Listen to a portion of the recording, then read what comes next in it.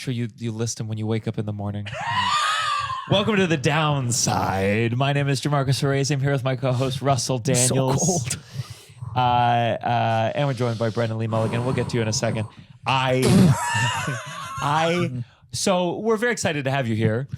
Excited to be here. We are. But we come in and there's a construction zone outside the studio, and I go, oh, fuck me, dude. I didn't even think to worry. Like a major construction. A major construction zone. It doesn't seem, I can't track what's happening because it seems like random holes when I walked through.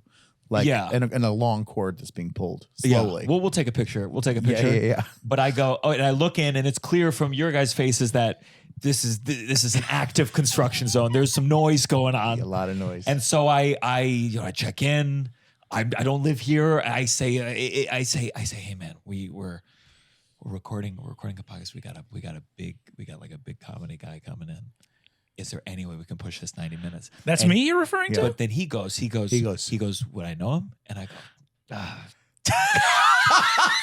I go, I can give you my Dropout subscription. It's allowed. They actually encourage it. Did you sort of break down that the way celebrity changes in a very siloed information ecosystem? Yeah. That it's less that 1 in 3 people know who you are, but maybe 1 in 40 people really knows who you are. Can you kind of explain that? I think what I would lean on, and I was ready to, is the New York calling card. He just sold out Madison Square Garden. Yeah. I think that is... But it's amazing how, per your point, you can't use, when I do stand-up, Sebastian Maniscalco, you can't use him as like a cultural point. Not enough people know him. The same way that, and he sold out Madison Square Garden 5 times. Yeah. The fracturing of information has affected comedy, even the creation of it. Or with stand-up where you have less control over like who's in the audience, it has taken away a lot of cultural common points. So we're still saying things like Rainforest Cafe or Seinfeld or things that were known in the 90s. Yes. Yeah. That's the last age of cultural monolith. That doesn't happen anymore. Now, these prestigious organizations, these venues, you'll look at their calendar and you'll be like, what's the Wumpus Brigade? And someone will be like, if you are an Australian elementary school aged child, that's your entire world. Yes. And you'll be like, and that's an invented thing that I just said. That's not real. But I'm saying that's the type of thing that you see filling up a lot of YouTube stars. I was not a YouTube kid. Me and either. my openers are 24 and 29. No and idea. They go, oh my God, that was Dr. Wizard Man. And they go, you don't know him? Huge in YouTube. Yeah. Do you think Seinfeld was the last? No, there's got to be like Dane Cook maybe. No, not the same thing. It was about TV. Seinfeld was on for 9 years. He put his fucking name in the thing. Mulaney tried. Yeah. I don't know. For those of you who never listened to Downside, this is a place where we complain. We get negative. We don't look at the bright side of things because there's not that many. And honestly, every year this show gets easier and easier to do. And I know Brennan's gonna try to add some positivity here, and we're gonna flip it around. Wow. We're gonna flip it. I'm not. Well, we both had. Tell what happened. You ordered an Uber. Oh my God! I had to do a self-tape and it went too long, and so I had to get an Uber to come here, and I ordered the Uber, and it says your Uber driver Joseph Stalin is on his way. No. And it's just like all one word, Joseph Stalin. And I was like, what is, and I got in the Uber, and it was like an Uber, but it also had like a cab thing. And that was just his first full name. But that's a joke. He's joking. No, it's his real name. That's what I'm saying. Like, no, that's not his real name. It is his real name. I thought he was trolling. No, it says Joseph Stalin, and then there was another name afterwards. As his first name. So Joseph Stalin, not capitalized, lowercase s. Yes. Last name Hitler. No. And it was spelled differently. It was spelled J-O-S-E-F. I thought he was like a troll. I thought Joseph he made Stalin. his name. I thought he made his. You're sure? Listen, that's what it said on the ID of the taxi thing. Can you look? Is anyone named? No, I looked on the ride. No, his name is Joseph Stalin. But we don't know where his parents might have. We don't know where he came from. It could be Joseph now. Stalin. I'm not gonna to lie. try to find this. I have no idea what to Google to find this information. Is anyone named Is one anyone word named Joseph Stalin? But without that, it's going to say, did you mean? It's going to say, No, did it you did. mean two everything, words? Everything kept saying, "Did you mean?" And it was like Joseph Stalin. Yeah. Now, did parents choose to honor one of history's great mass murderers in the naming of their child? That's a very bleak thought. And I don't want to ruin the theme of the podcast. Yeah. To maybe add a silver lining, what if there were parents that didn't mean to give birth, right, to have a child in a, country behind the Iron Curtain, Right. surprisingly did. Scary doctor says, what is the baby's name? And quick thinking parents go, Joseph Stalin. Yeah. Or what if there would be a lot more Joseph Stalins in the world with that theory, No, but right? maybe they were just like, you know what? Let's flip this whole experience. This name has brought so much terror and horror to people. Let's have a nice guy. That's an aggressive named Joseph permaculture. The Stalin. name. Let's and maybe he'll day one be more famous than the evil Joseph Stalin. I heard that's what Elon Musk is trying to do with the Nazi salute. Yeah. This is the downside.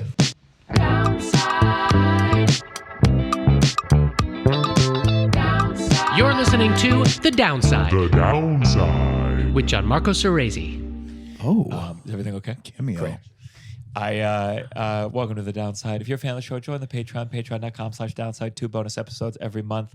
The only other thing I did want to say is I had a hairy day performing at your Harried? show at the Beacon today. Harried. Harried. Oh, yeah. Hectic. Oh, hectic. Okay. And I had a social media with my social media team on the phone, and I'm ordering food at the same time. And I keep telling them, I'm like, I say, how are the postings going over on RedTube? And I say RedTube about 3 times before one of them says, Red Note. And I go, and then I have to explain this, is that then I'm like, because what I want to explain is RedTube it wasn't a Freudian slip because I don't use RedTube. I remember RedTube from the days when I was, when I wasn't brand loyal. Yeah. And I was mixing up Red Note and YouTube. Yeah. I swear to God. Yeah. Is RedTube its own thing? Am I being very innocent in this moment? RedTube is I've heard it. I've never used it though. it's just like it's a common porn search engine. Yeah. Oh, interesting. Because YouTube Red was a thing, and I wonder if YouTube Red was like, Oh, that's funny. yeah, it was like, hang on, this is a little YouTube too. Red. Yeah. What did that do? Well, a lot of my friends did one series for that many years ago, and it's the last I've heard of it. That's where the Karate Kid reboot started Before moving to Netflix. before moving to Oh, Netflix. yeah. Cobra Kai. If there's we did something on Quibi. Oh If my there's God. anything I've learned, when a new platform, you rate it, you get that You money, get it you as get that quick money, as possible. and don't put a lot of thought into it because it's Speaking of Dropout specifically, I had just gone full-time at College Humor when news of Dropout and that was going to be the project was starting. And I made sure to give my name and email to everybody at College Humor, being like, it's been nice working with you. It's been nice working with you. We're all toast. This is toast. We're goners for Yeah. sure. of course. Because CISO had just exploded. CISO. Yeah. CISO? Oh my God. I remember CISO. we weren't as deep in the comedy world, but I remember seeing an improv show where they were making jokes about how no one's like it was some improv. There was a well, and they said, "Oh look, there's the 2 subscribers to CISO," and I was like, "Oh, this is the buzz. Yeah. It's not doing well." Yeah. When I remember seeing Dropout announced as like a concept, and I thought, I mean, I wasn't that mean. I wasn't like, that's what you get for not. You would be, it's not even mean spirited to look at a business model which has like a sub 10% survival rate and go, I hope you guys get very lucky or figure out some path through this that is, and it was, of course, extremely challenging. We had the parent company sold Dropout like less than a year and a half into having a functional platform. It's tough. Yeah. Did you get? I got money back from a Facebook lawsuit because Facebook basically they were overinflating the views. Yeah. So everyone moved over to their platform. And then, they change a knob over here, and now the views and people leaving Facebook, of course. Yeah. I mean, we've all learned lessons in overinvestments on a single platform multiple times in the last couple of years. Truly. Well, it makes you to get into this is like an area that is so important that I am woefully undereducated in, but specifically the memory that people have, like internet historians, about when the internet was everybody has your website, and that's where you go to see this stuff. And that feels so archaic and was such a more sustainable model, was such a better model for like, there used to be that College Humor's main source of revenue was collegehumor.com. And that's something that's like not the budget for some of those sketches you're like, how could crazy, this possibly be true?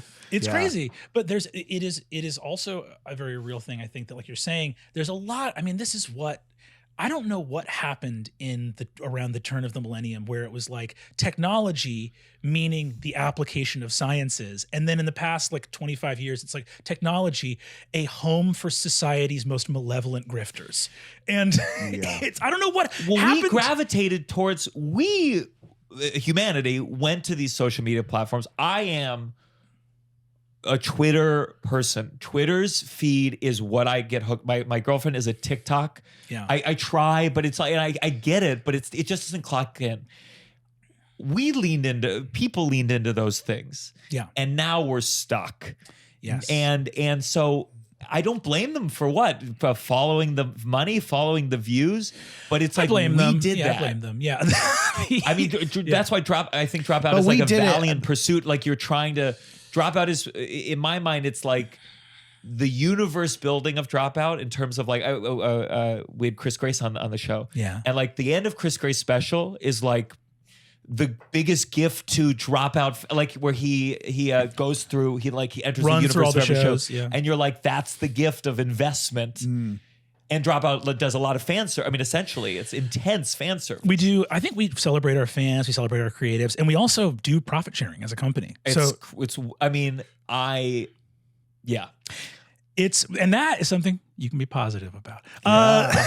But I think that you're right that the reality is digital space is doing exactly what physical space has always been, which is you have landlords that charge a rent for something that they own, which is a contractual legal relationship, not something that represents, like the amount of times I've been in institutions in physical space where it's like, oh, this institution is taking full credit for the incredible community that happened to arrive here. Right. Yeah. And you this is like a cup taking credit for how great apple juice is. You know what I mean? Like, of course, it's a structure that contains the creativity of the human species and then goes, and actually we are going to wildly alter the algorithm to push profit or in some cases push political narrative. But also collectively, like, that's why I like Twitter. I think there's a lot of comedians of that particular medium that I'm like, it's funny, it's mean in the way that I like, that makes me laugh. And just, even with every third post being a swastika, I go like, oh, it's those 2/3, it's still there. But it feels like we're in the phase where it was like a person. Okay, if you equate it to like people, it's like someone in their 20s who likes to go out and have fun, and it was fun. And then you see them later on, 30s, 40s, and you're like, oh, you have a drinking problem. Like this is an addiction, and it all feels a little worse. It'll die. I believe that everything will die in a positive way. Lovely. Where I go, all these things, MySpace fell, AIM fell, America. AOL fell. America. End of the empire, baby. We're in it. Yeah. Wow. So one of the things with the show that I kind of realized as I was researching you, and actually our last guest, is I see lives, especially childhoods, that I go, oh, that looks good. And part of it's like in terms of like your parents being in the arts. Oh, okay. To me, I go, what could that have been like if my parents to be in the arts? And I imagine it's not all. So I'm sure you've talked about the fun of it and the cool ways your mom introduced you to comic books and whatnot. But let's talk about. First, let's talk about your dad, because I relate to your dad is a stand-up comic. Stand-up comic. Wow. Where did he start? So he started, apocryphally, right, according to my mom, he quit his full-time job bartending to do comedy full-time, to pursue it full-time. He was doing road work in the late 80s. The Boom, right? The Boom. Yeah. He quit the bartending job, a month before discovering that he was going to be a father. Oh my God. So it was a wild thing where my dad was, but again, When I became a stand-up comedian, first thing I did, I invested in condoms. Yeah. My God, I said it not for a My while. God. so he was hitting the road, and my dad he was doing improv with a group called The First Amendment in New York City. So was he headlining on his own? The world was so different back then. So my folks all made a living as artists for a long time, but there was never the HBO like comedy special. There was you know what I'm saying? Yeah. So my dad was working as a club comic. He was like performing at the Comedy Cellar in Dangerfield. He was doing comedy on the road. He was doing road work. And then eventually he started doing cruises. So he was a cruise comic for a long time. Was he always doing the music when he did The Cellar? Yes. Which is crazy. Would Esty know who he is? Have you ever been to The Cellar and been like, I shot a student film at The Cellar because I grew up there. I mean, like, I was asleep on one of the back benches in The Cellar, and then my dad and I would play hangman on the chalk tables up at the Olive Tree. See, Wow. I gotta say, it sounds like you've got a leg up in life, and it's not fair. It's a crazy. Listen, you're 100% right.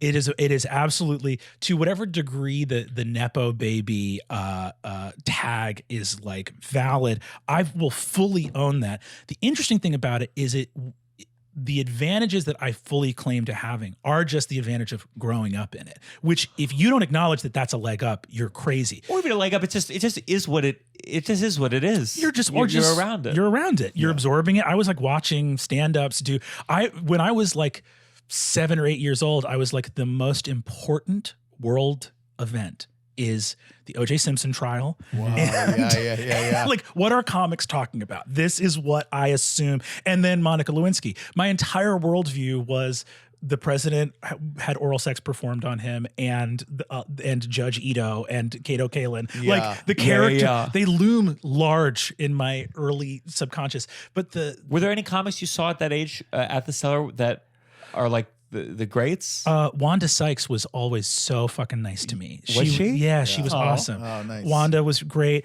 I remember walking into Dave Chappelle's green room at Caroline's, and there was a wooden salad bowl, the kind of which you would see in like a sort of hippie gift shop. Yeah. Sort of that like lovely, like oily brushed olive wood with a heap of marijuana on it. Just a tower more than could be smoked. It was clearly, it was some sort of gesture. Yeah. It's like, you're not making it through. Like, put some of that back in the bag. How old were you when this happened? I was like seven or and 8. you knew right away? You said, Yeah. oh, that's some dank. That's some dank. bud. That's some dank bud I for can't sure. even say it now. That's some dank bud. A doobie filler. Doobie filler. By the time I was like middle school age, or maybe like a little bit later than that, my folks were making their living not primarily in the arts anymore. Now, to experience comedy at that young age, did your parents ever go like, "Oh, I don't want him listening to this bit"? Or I mean, you're hearing all the curse words, you're seeing sex bits, slurs. I asked my mom when I was like 4, and I was like, "What are these words?" And she was like, "None of them you must ever repeat, especially that last one." You know, no, was that after seeing Chappelle? And I was like, copy, Roger that. And did you have a good filter of I mean, I know you were up in school up until 4th grade. Did you ever like use your comedy? Were you funny with your friends? Could you tell them that joke? So it's a weird thing where the humor kid. Do you remember your first laugh? Like the first laugh, not where you got a laugh from people because you're a cute little kid, but the first one where you're like, I got something there. Oh yeah. What's yours? I have no idea. You don't remember yours? No, not at all. Okay, I have 2. Okay. That's a real comedian. Okay. Like I got 10. One was I was in kindergarten. I was playing the prince in The Princess and the Pea. And the last scene, I think the girl and I had to say, "I love you." Yeah. And at the time, it was very hip to stick a finger in your mouth and go blah. So and it was a one night only. This was not like a run or anything. I know. Most of the And plays so I were, said, yeah. I love you. And I turned to the audience. I was like, and I remember it got Now, a big did pop. you run that by a director, or you just No, they were not happy. You surprised them with and it. I used that. I used that story in all of my college essays to be like, and even though it was fun, I think I learned that actually you do have to be part of a bigger group. This is a good And Trump. I made a huge mistake. But that was my college essay, was that moment. Yeah. Before I was a comedian even. yeah. Yeah. You know, Yeah. early clues, should have paid attention. Yeah. For sure. What was yours? There was most of performers have an energy that if it is not carefully tended to can rub people the wrong way. We all Not know familiar. as an example, this energy that is coming at me right now, I would describe as hostile and strange. Hostile. And that, if it's not narrowed, if you don't get the fire into a laser beam, if you don't kind of focus and harness it, that energy can be sometimes seen in the corner booth of a diner after a high school show, right? Oh, yeah, It's loud and explosive, and So when I was growing up, I was also a huge nerd. I spent the reason I got taken out of school was because I was getting put in trash cans and beaten up and kicked around because I'm hiding under picnic tables and reading animal fact cards during recess. So not even like cool comic books, like truly nerdy, sciencey stuff. Being like, the pangolin, that's like, do you know what a pangolin is? No. So it's sort of like an anteater artichoke. It's like a scaled. You want to bring up a pangolin here? They rule. They're like scaled mammals, and they walk around, and they can curl up into a little ball, a little bit like an armadillo, sort of like armadillo anteater, but they really do look like big old artichokes. They're wonderful. You have a great memory, right? Yeah. Because I think like I get envious, or I just understand the limitations of my own comedy when I see the way that you're able to improvise. It's not just the improv. Like sometimes I can't reach that specific word quick enough comedically. Like it just even the vocabulary, and I was never good at it in school either. But the way you're able to be so specific, I feel like it, and I feel like it's why you enjoyed this as a kid. Yeah. I would have read this, and I for all I know, I took a class on this animal. And I don't remember it. You have a minor in the pangolin. I have a minor. I said, let's balance this musical theater with something of worth. That's minor in Pangolin. No. Where does this live? Where does this live? I believe they live in Africa. Can we do a test real quick? Let's All do a right, test. take it off the screen, please. Take it off. So he can't see. How are we going to answer? He's going to have to answer. What does a pangolin eat? Insects, largely. I could have guessed that based on the fucking. Yeah, it's not it looks gonna like eat a whale. it doesn't look like it's eating people. Although some anteaters are incredibly deadly. Really? Why? They have very sharp claws. I think there's a record of an anteater killing a lion. I could be wrong about that. There was a news article. Just tore him up. Freddy Kruegered him. That lion must have been hungry or weak or on its last legs. Yeah. And anteater's not killing me. Cocky. All right. Or too much fucking bravado, not enough protecting your neck from an anteater. Do you know how many species of pangolin there are? I think they're low. They're already a subspecies. So I think that there's a. Fucking idiot.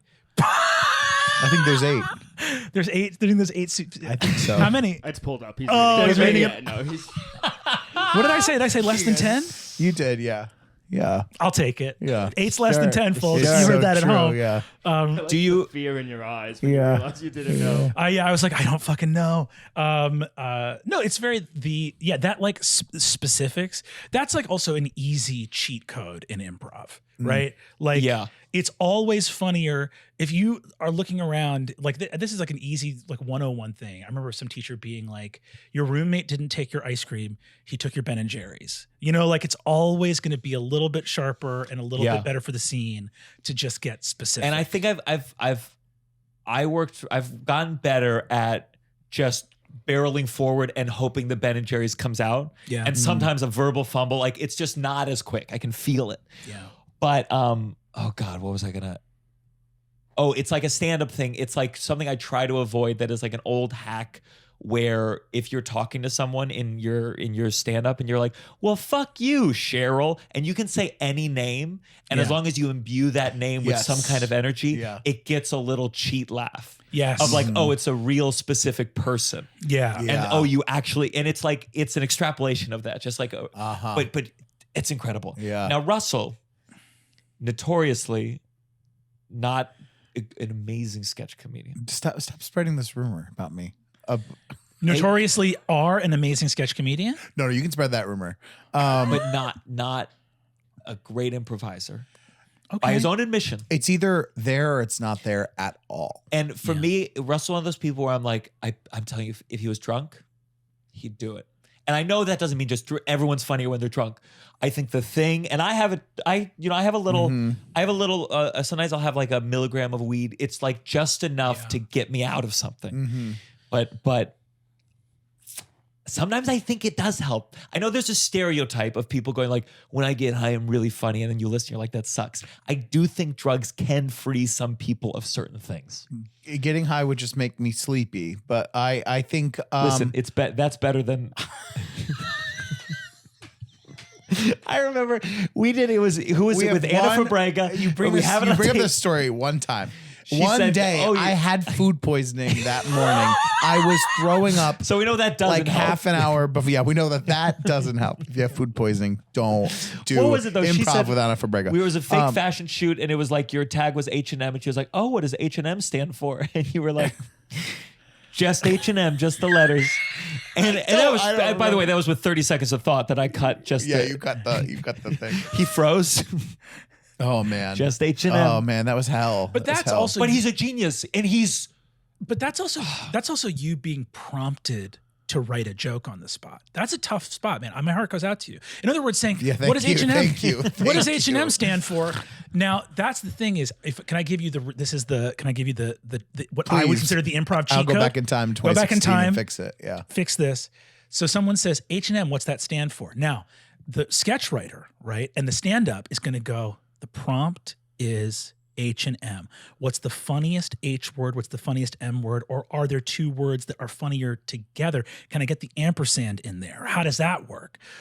The thing to do to get out of that moment is always honestly report what you're feeling. So if I was in that moment and I freeze up as well. So like if I'm in a moment and someone down the barrel says, what's H&M stand for? My honest reaction, if I don't have it right then, is to go, why are you doing this to me? Why are you putting me on the spot like this? I just started.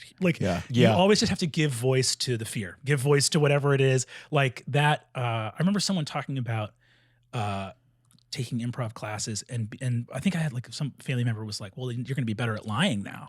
Yeah. And weirdly, this is very woo woo, so forgive me, but I found that I was worse at lying after doing improv. Really? Because were your lies just like really big choices? Huge choices, right? It's like, did you fucking, who clogged the toilet? And I was like, a Martian.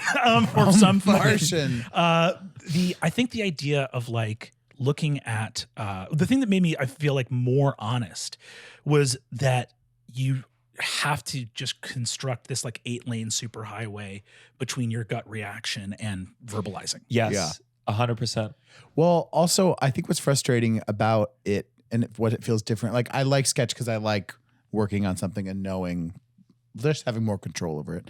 But I think what is frustrating about improv is that then I think of like, remember we had to do all that improv for that terrible off-Broadway show we did. And I had a 1-day session that was amazing.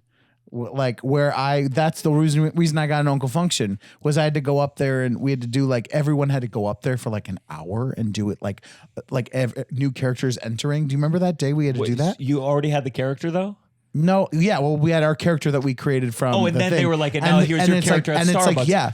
So they gave you some specifics to work off of. An hour or 2 hours, and then there was like new people entering the thing, and I crushed it. It was like 2 hours, and then that's when Alex asked me to about Uncle Function. But you were doing character. I think that's interesting to us comedically. That's true. Is I go, it's for me.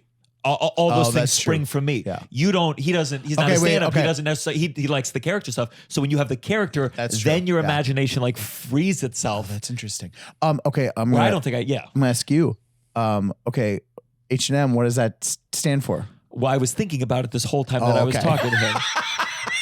What is Can it? I say I've also been checked out because you said uncle function and I had a full rosebud moment with the picture behind you that I've been staring at since I sat down going, what is the uncle function? That is us. That's you.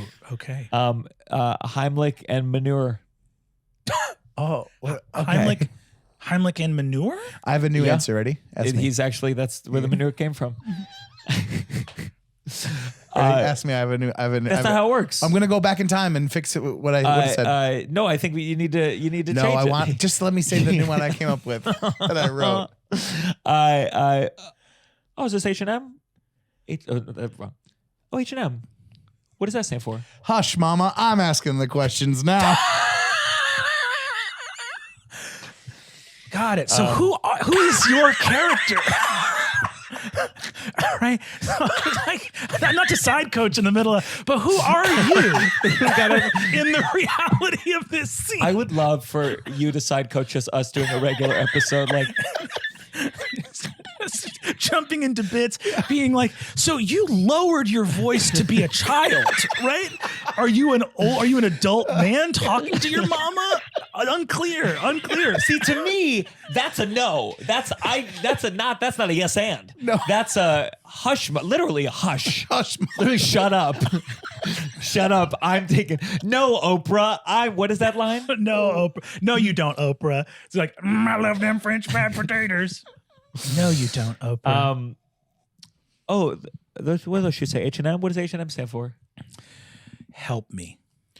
Oh, that's good. That's good. I'm in a lot of danger. That's good. And you're asking stupid fucking questions. That's so good. What do you think is because that's was his third choice? First it was mine, then it was yours, and then Actually, it was Hush Mama, and I was fucking spiraling.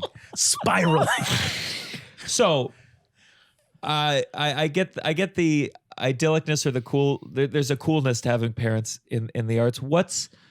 What was tough about? Was your dad away a lot? Were they obsessive? Were Yeah. they? So my mom and dad split when I was 4. Oh, I didn't know that. My dad lived in Hell's Kitchen on 50th Street, and my mom lived in this little town called High Falls, upstate. So I split time. I was like mostly like going to school and homeschooling upstate, and I would come visit my dad in the city. But like he was on the road a lot. How often did you see him? I would say like a weekend every so often. Like maybe like once every 2 months or something. It's like not a that. lot. Not a lot. Were you when you were going to your dad's for the weekend? Were you excited? Yeah. Did he Did he bring you around to take you to FAO Schwartz? Yes, the old FAO Schwartz where the Apple old Store FAO is now. Yeah. Not the exact same building, but in front of So my dad, I would come down and visit him. So here's the crazy thing is I made my senior year thesis film about growing up on McDougal Street at the Comedy Cellar. Shot it in the Comedy Cellar. God. Colin Quinn has a cameo in it. Like Wow. it's very, but it was crazy. And it's about this little boy who wakes up at 2:00 in the morning on the back bench of the Comedy Cellar and doesn't know where his dad is, which is this thing that happened one time where I was like, Tell me. well, it was like there were moments. It was a pastiche of a couple different moments. My dad never abandoned me on McDougal Street. Sure. But there were moments where like I remember being on the dance floor in Cafe Wa when I was like 5 or 6, and I got picked up by a drunk girl at the club and whisked off onto the dance floor, and I didn't know where I was or where my dad was. There were like, were you scared? Like, did you cry or were you enjoying it? well, or? I had a lollipop in my mouth that she plucked into the back of my mouth. Oh, no. So I was trying to spit it out. So there were like these moments where I was like, I remember a sense of adventure and danger and wonder. And then I got there as a 21-year-old making a student film with a child actor playing the sort of autobiographical, this like last project of the year was supposed to be like autobiographical. So I got this like kid and was down there on a Friday night on McDougal Street, and a fight broke out where someone ran with a ladder and smashed a guy in the chest like a battering ram who was trying to attack one of the bouncers at Cafe Wa. And I grabbed this kid and immediately went, everything that I've contextualized as a whimsical adventure was an extreme amount of danger. And there should not be a child on McDougal Street at 1 a.m. on a Friday. Or did you use your art to be the father that your dad never was to you? Careful. Careful. Get close to the truth there, buddy. And me and my dad have a wonderful relationship, but there's a lot of bohemian shit going on, right? But by the way, like, I hear those stories, and this is partially colored by the fact that you're still alive. Sure. Of course, there's other versions where it would have been like, probably should have. That lollipop killed him. My God. Yeah. But like, I look at it as someone who feels like my childhood was dull and lonely, and I go, that sounds so cool. Yeah. But was there an age where you were annoyed at with the life that you had? Were you jealous of other kids? Well, I think that I feel very grateful for the weird upbringing that I had, because that's the thing is, in talking about my mom was a comic book writer who was a Celtic and Arthurian scholar who told fantasy and sci-fi stories. That's a stand-up comic, and now I play D&D for a living. Yeah, and that's the sort of thing is, even though I did not, my family did not have any money growing up, and there were no like doors being opened for me. But the advantage that I do credit and fully acknowledge is I was built in a fucking lab. Like my parents trained, like the training, even ambiently, to be like, oh, I can like improvise a fucking Celtic ritual where we call the corners and invite the spirits of the wind of like the cauldron of plenty and the sword of spear of destiny and all this stuff. Like that's all like you have that vocabulary locked and loaded to then 20 years later be doing fantasy improvised storytelling. And by the way, it's a crazy fusion of your parents' professions. I understand that your mom acted too, but like stand up is and then doing it live at Madison Square Garden. Crazy. I mean, for me, I would be a Pilates teacher who does scrap metal recycling. Like it wouldn't make any sense. Yeah. What would the fusion of your parents? I mean, my mom was a first grade teacher. My dad was a administrator, a superintendent. So it would you'd just be like a vice principal of like an elementary school. It's very, it's a huge, like you're saying, it is that weird thing where in some ways it's, when I was in artistic communities, it was an alienating or isolating thing because you're not the only non-rebellious person. So 90% of people in the arts are experiencing an act of rebellion and an act of self-affirmation. Their parents are telling them to get a job. You're telling your parents you need a job. Yeah. It's a real flip.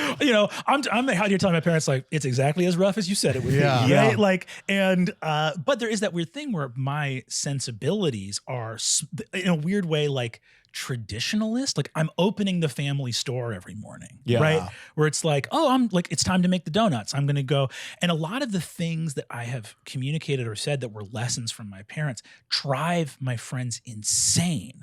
Where like one of the things my mom told me when I was a kid and I was first literally learning to type because she had, and this is like very a moving thing that is something that is just hugely a brag. So when I was very little, like 4 years old, my mom had an early like Macintosh, PC and I would dictate stories to her and she'd write them down. And I credit that as like the beginning of everything because it's just an adult saying what you think matters, which is if you do that to a kid, you are setting them up for a lifetime of believing in themselves, right? Can I tell you an opposite moment? I remember once we had a Yamaha keyboard. I don't know why, but we set it up in the living room and I can't play piano, but I had my dad, I said like, watch this. And I basically like, I was like telling a story with sounds, but it's me just, I mean, hard to blame him, but if I'm just like a dark is creeping and then like, and I like put on this show and my dad just goes, what am I looking at? And listen, by the way, there's one thing I will not fault my dad for. And God knows I'm willing to fault a lot. Like he was not supportive, but I think the distance between that being a fully formed piece of art was so far that he just was like, what is this? Yeah. That's tough. Yeah. That's really tough. It's tough. And I think I worry, I think I'd be the other parent and I'd be like, beautiful. And my kid would be 18 showing me this. And I'd be like, this is great. And then they would pursue it and the real world would destroy them. I think that there's no two ways about it that like people have a mixture of natural gifts mixed with time and energy spent developing skills, mixed with natural proclivities. Like, I think you guys must have the experience that I have, which is the funniest people you know in your life refuse to pursue comedy as a career. Like, I know people, my cousin Frank is, I think, the funniest human being on the planet, or one of them. And I was like, I remember we did a punch up with a bunch of writers when I was living in New York for a pilot that I was going to do a reading for. And my cousin was just crashing with us and was like on the couch and was like, should I get out of here today? And I was like, no, stay. We're going to get sandwiches. Have a sandwich. And he was like, would it be weird if I like listened or tried to like, and I was like, no, man, go for it. Pitch. He spoke 4 times. Every one of his jokes killed in the room and survived every iteration of the script moving forward. Just light speed. And when I was like, do you want to pursue comedy? He was like, under no circumstances. I don't want your life and I don't want to live like you. That seems scary. You have to have a need.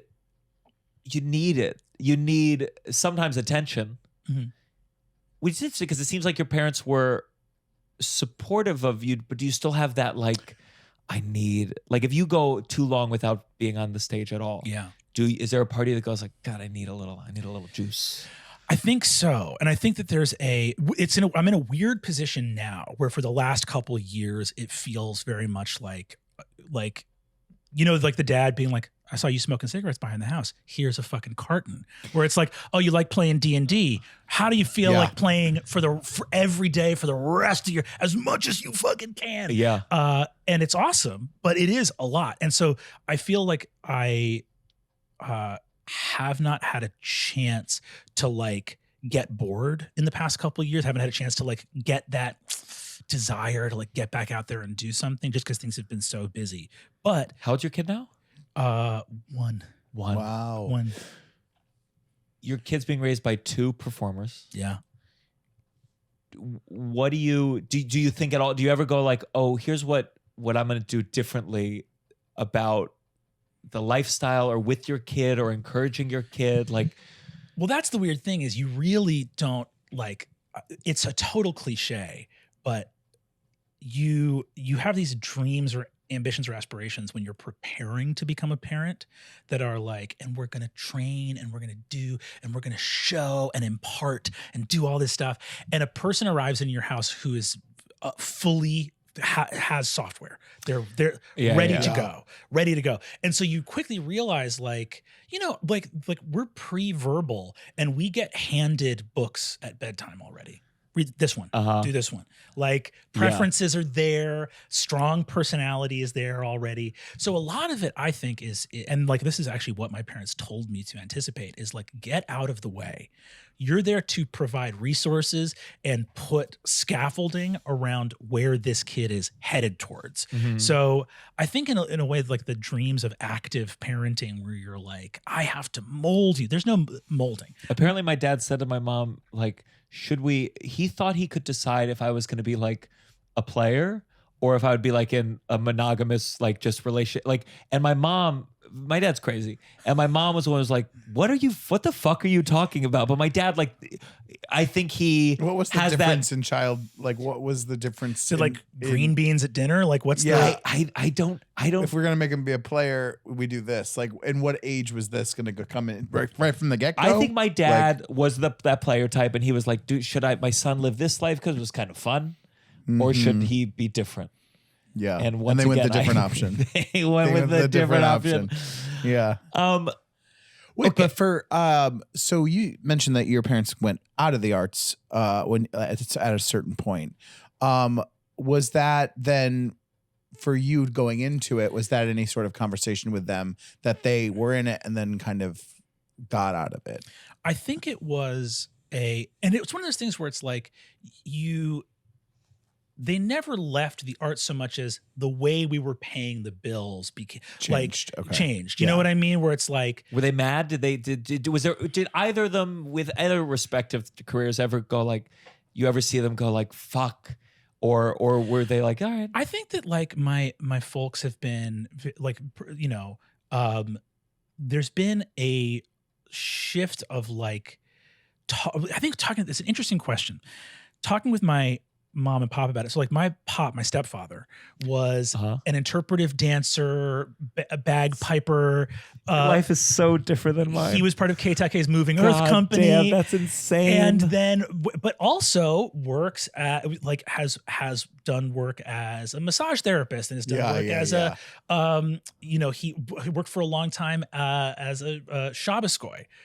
Which do you know that the Shabbos goy? It's when the Chassids they can't use the electricity. They go Shabbos goy. So it's like a custodian. Like during the week you're a custodian, and then on the Sabbath you're there to help out if like there's an electrical problem. Wow. And God goes, it's okay. You used another person. That makes sense. And so there's a there's been a lot like my mom's worked at so my pop is a bagpiper and my mom's been doing like social media work for that bagpipe school for a while. She no longer does that. So there were a lot of things that were like the which I say as an interesting point because like it is a true fact of my life that there was not a lot of money growing up, which had impacts on where I went to school, and it had impacts on me and my brother started a company when we were 15 to afford to go to camp. We had the thing where we were like, it was my folks were sending us to this live action role playing summer camp. Yeah. And getting into your teenage years, we're like, why are we feeling like on the outside of this? And then you find out that kids are going for the whole summer, and us going for a week was a big deal. But it means that you're guests, even though we totally identified with a love of this camp and loving being there. You're like, oh, everyone's going to the kids' cool lake house afterwards. We don't. Sure. You know, and you're like, why aren't we getting that invite? And then you realize like, oh, we're strangers to them. Like we're not in no one's being malicious, but it is a fact of economy that I'd go to summer camps where the kids have been going 8 years in a row and you're like, this is a totally different relationship that I have with them. What's the difference between a theater kid and a LARPer? Is that the word I'd use? LARPer, I think it's as good as the same. It's very close. I think that like the LARP stuff and it's changed over time as well. Do you know LARP? Yeah. Live action role playing. It was this is a weird thing to say, but the community of people who was there was more surprising than you would imagine. There were some real like Simpsons style, like comic book guy types, but a lot of the staff were also, especially when I was going there, were sort of like athletic or hippies, or there were some like, there were a lot of like different kind of subcultures present there, and it was a lot more like Wet Hot American Summer than you might imagine for a fantasy role playing game, right? It's the type of kids that were there when I was going there. We were definitely, my brother and I were on the nerdier side of the spectrum, which I know sounds funny. You'd be like, wouldn't they all be nerds? And I guess in a way they could be, but there was a lot. I remember walking through the tents when I was like the sort of tents out on this property called Earthlands when I was a kid, and hearing, it was night, and hearing like, and being like, half of that's mosquitoes. And the other half is it's way more buttoned up now. The organization is a lot more formalized and a lot safer than it was when I was a kid. Wow. When I was a kid, there were people doing drugs, there were people fucking in the tents. It was crazy. Yeah. Isn't that good though? Not when you're there and you're at that age.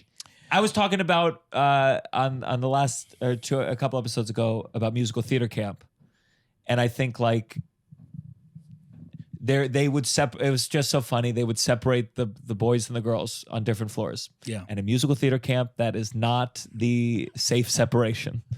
For that, it is a dream. I remember there was a guy, he had just come out of the closet of high school, and then he got to be roommates with his boyfriend in high school. Like it. Yeah.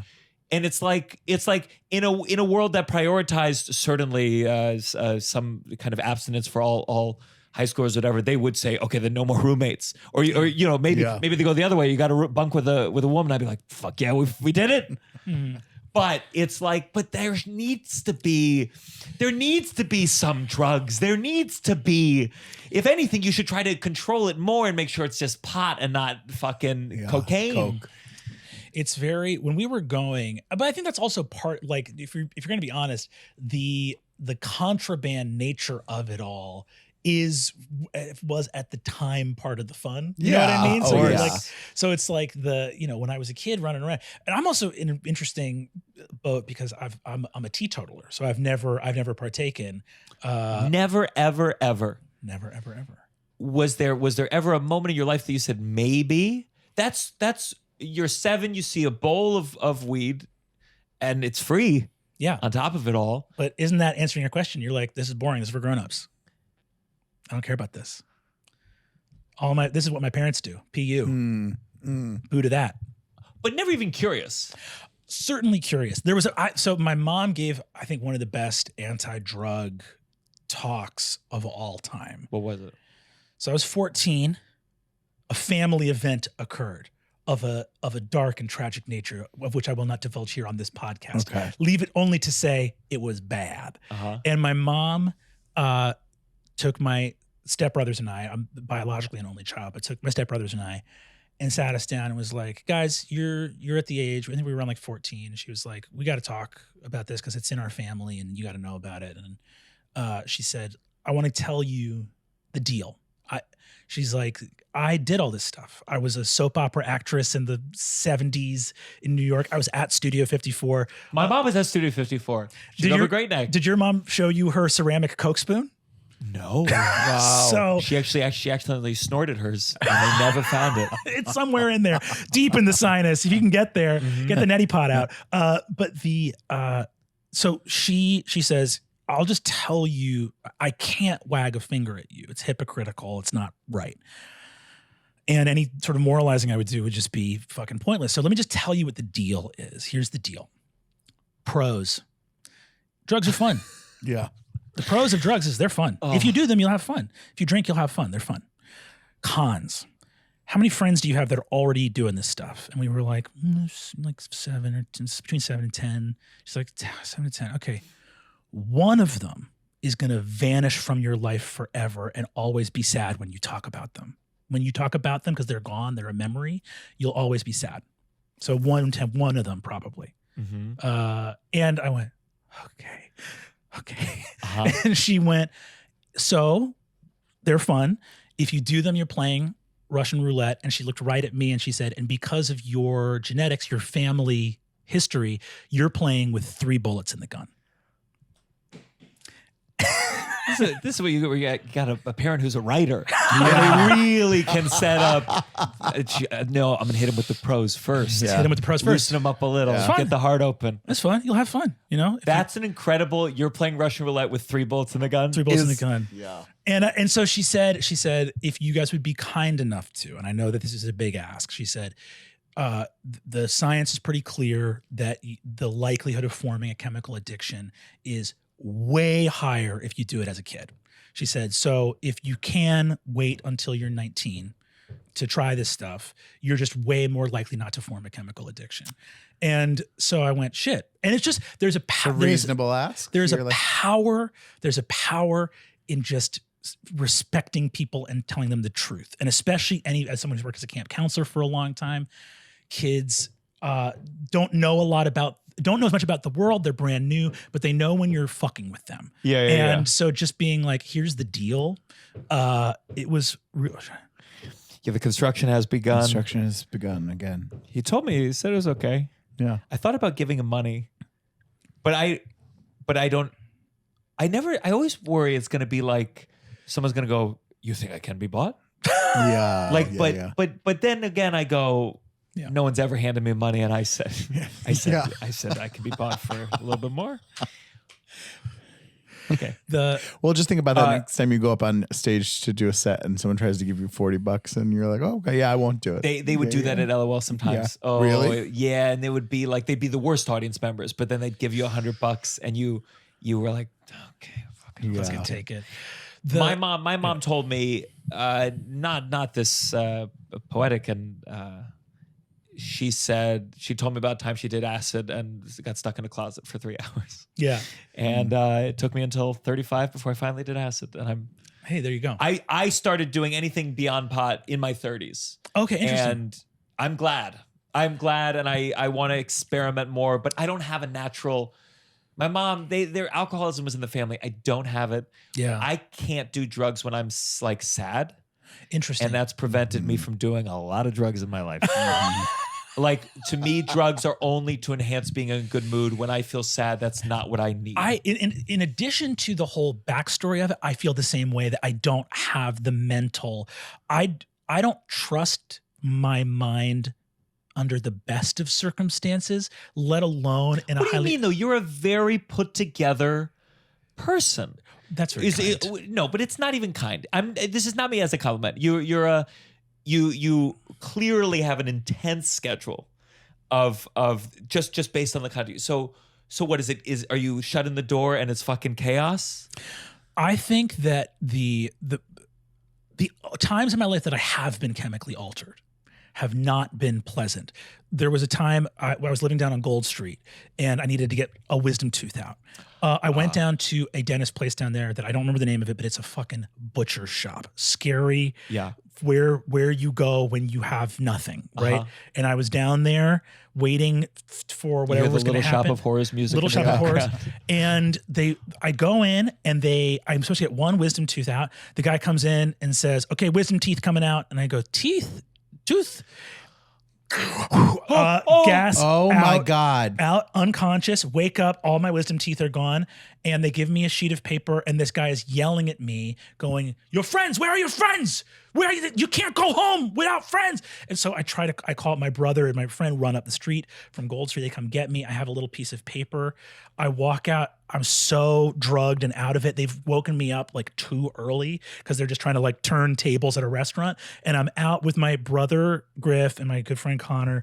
I drop my little instruction sheet, bend over to pick it up and fully ruin it because blood pours out of my mouth, covering the instructions. I still have that piece of paper. Can I be honest? I bet you that was more effective than your mom's speech. Great speech by your mom, but nothing could possibly compare. That speech got him to that moment. Got me to that moment. Years later. And then this What covers if during the speech he said, this covers the she next said, 20 how many years. friends do drugs? 7, 10. One of them is going to lose all their wisdom teeth. Blood pouring out of their mouth. Blood pouring out of their mouth. Like it was me. In an altered state, I don't remember any of this. In an altered state, I apparently I was crying hysterically and I kept grabbing my brother and my friend and saying, "You have to leave me if bandits come." I was really worried about bandits. This was Five Eyes was down. I looked by the seaport. I was like, "If bandits come, I can't run. You have to leave me." I just kept getting emotional. And they were like, "There's no bandits, man. Bandits. You're okay." I was just really frightened of bandits in that moment. And more than frightened of bandits, afraid that in my altered state, in my lack of ability to run or fight, that my friends would suffer, they would come to harm because I would be a liability should the bandits arrive. So I don't fuck with drugs for that reason. Yeah. Sure. I think that's a very good reason. Let me check this. Okay, we're doing good. I'm trying to think. Sometimes I like to be more chill. This has got to stop. Should we go into this gotta stop? Or was there, I'm just trying to think if there's one more thing. You were PA for Law and Order? Yeah. Which the main one? Criminal Intent. Criminal Intent. During the Goldblum era.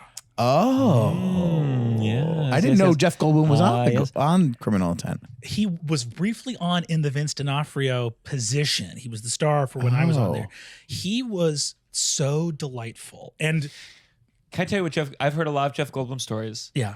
And I have a great one. I can't tell. Every Jeff Goldblum story I hear from a woman, it sounds like the start of a Me Too story, but they were into it. Yeah. Every story is like, oh, I was doing his makeup and he just kept kissing me up and down my arms, and everyone goes, "Oh no," and they go, "Oh no," but it was so cute, and it's like it's someone who oozes a charisma that again. Literally, I've heard it 3 different times, and everyone in the room, it's the same reaction. Everyone goes, "Oh no," and they go, "Oh no." I loved him. I've never been as powerfully sexually charmed in my life as when I first met Jeff Goldblum. Yeah, that's a reality. Can I show you how he shook my hand? Please, absolutely. So I'm standing at the back of what I believed to be a real room. It was a fake room. It was on wheels. It was set walls.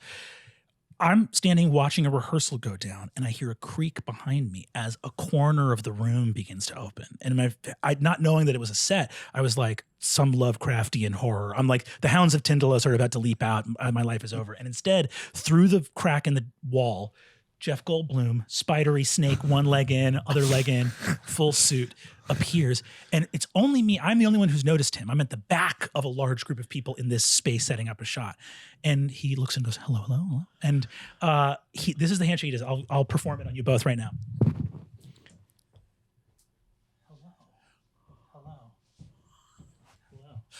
Oh, wow. Oh, my God. That's intimate. A warm, strong handshake And with a a little lovely shoulder one massage. shoulder massage. That's what I'm talking about. That's crazy. To start with a shoulder massage is crazy. But the Is fact that love crazy? But that fact that he was doing it to, in theory, everyone somehow makes yeah, it. the underage PAs. It's great. I was 22. He was 22. Okay. He's a Did 22 he ask year you, old. hey, before I shake your hand, can I see your ID? I don't want to get in trouble over here. Oh, Listen, I don't know the interiority of Jeff Goldblum in his mind, but I do know that he was he was a character. And again, he was that energy was certainly shared with me very potently in that moment. And I was, you can't help but be smitten. He's a very charming man. Yeah. Oh, yeah. I'll say this as well. He, the best thing, he was like always very gregarious and fun on set. And, the wildest Jeff Goldblum story that happened to me while I was on set was, we were filming on location in a foster home way out in Brooklyn. It was a place that was like these, those like old sort of Edwardian Victorian like manor houses, old kind of like it's like one rich family would have lived here and it would have been like a manor home for an important, well-to-do family, right? And has been converted into like a multi-unit dwelling. So we're in this place. There's signage up. Law & Order's been going so long that all the signage is Xerox. So anytime you see new signage, it's weird because they have everything. They know where bathrooms are at Video Village. This new piece of signage appears. It's handwritten. And I go, that's weird. You notice it. And it says, don't play the piano. And I go, that's funny.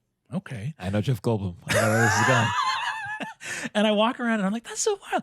Big center room, setting up lights. The place is packed, right?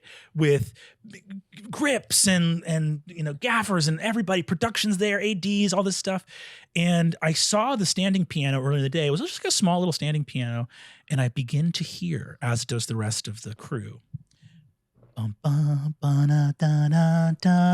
the keys. And the Law & Order theme song begins to lilt out over the crowd. And a voice, and this 6.5 foot tall, this like ogre of a man comes barreling out and goes, I told you people one fucking thing. I said one thing. You don't touch the fucking piano. That was the rule. That was the condition. Just barreling. The crowd of crew members parts like the Red Sea. Jeff Goldblum perched like a gargoyle, like on his feet, like the balls of his feet are the only thing touching the bench. Whips around, sees the man, looks horrified, and goes, "Chung chung," and.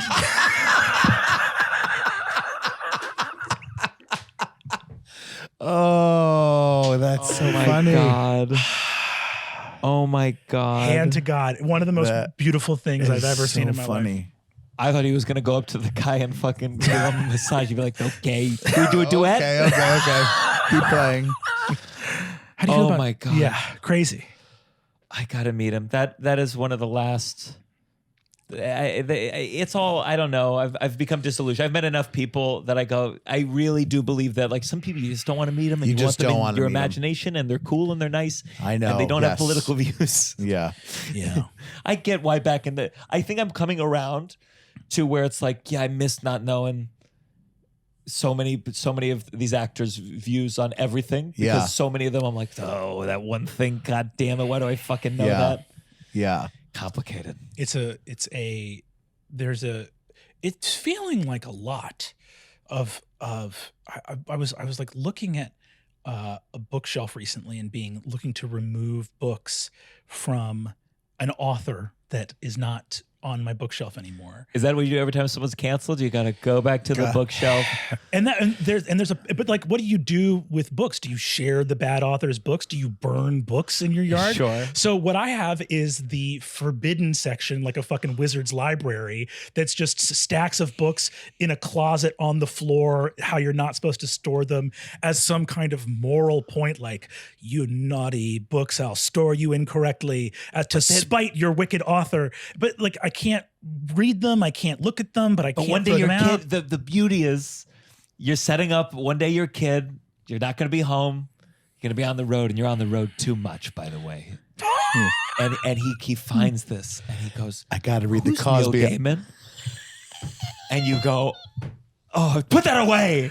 And then like, oh, for me, that version of that was the video store, the adult section in the video store. yeah. It was in a room off to the side, and they said they had a camera there, and I think I only went once. I didn't do it like a lot, but like You that, went into the section. I think I once like I either had a friend who did and reported back, or we peeked in I there. never went in and it's fully. like, you know, it's like what you'd see on the front page of Pornhub in physical form. Yeah. Where you're like, oh my God. Yeah.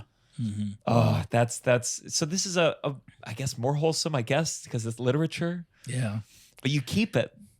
I get don't, it. Someone's going to crack it, and someone's going to post online and say, here's what we do with the books of terrible authors.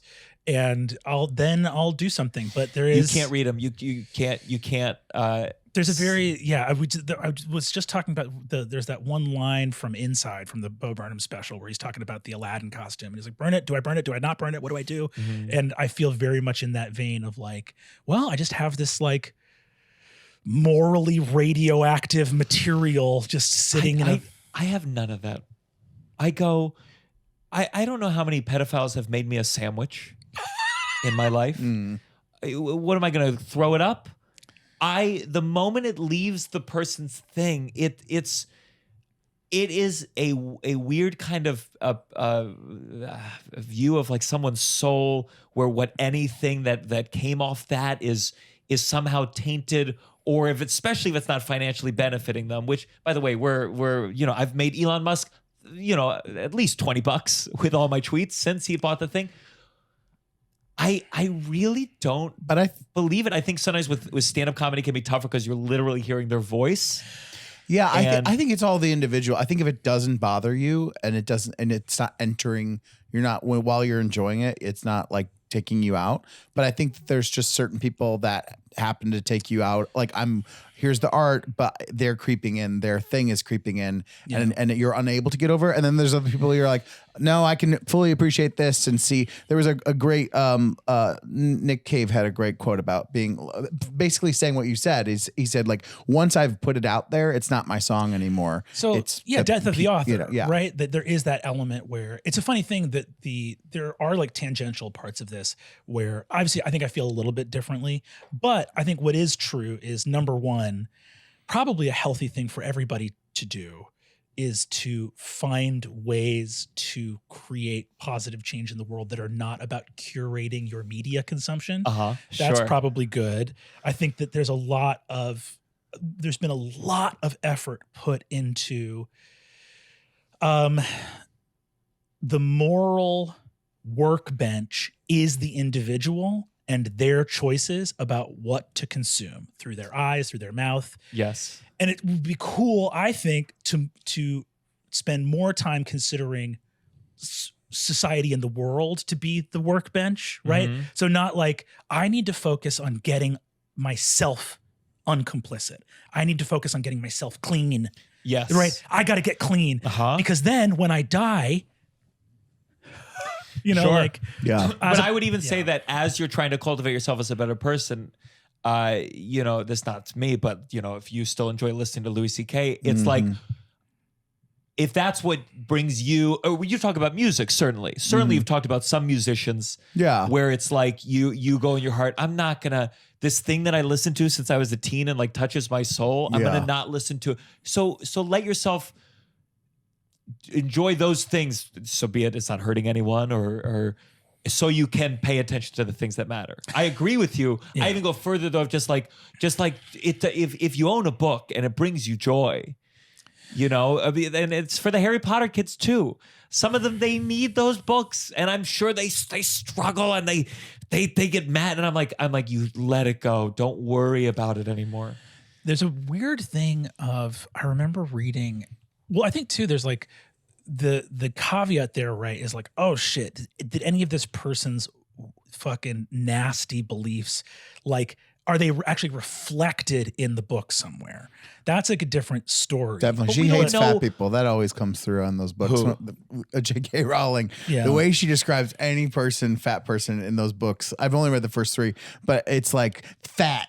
Like it's just like, Jesus Christ, lady. I didn't that know was that. before the trans Honestly, I think she's people. done so much other shit I haven't seen that as Listen, much. I've noticed it when I read it. I was like, anyone that's like, they're all like, they slobs, like, you know, like it's like it's coded in a way, but you're like, well, there's a real thing I picked up on. I think that there's also a way too of like, there is a real thing where like author's intent in some ways doesn't matter. The example I use a lot for this is just a crazy one is, I got fucking shocked as I got older when people told me that C.S. Lewis was that Narnia was like a Christian allegory. Yes. And I yes. remember being like, Aslan is I guess Jesus? that Yeah. homeschooling wasn't as good as I thought.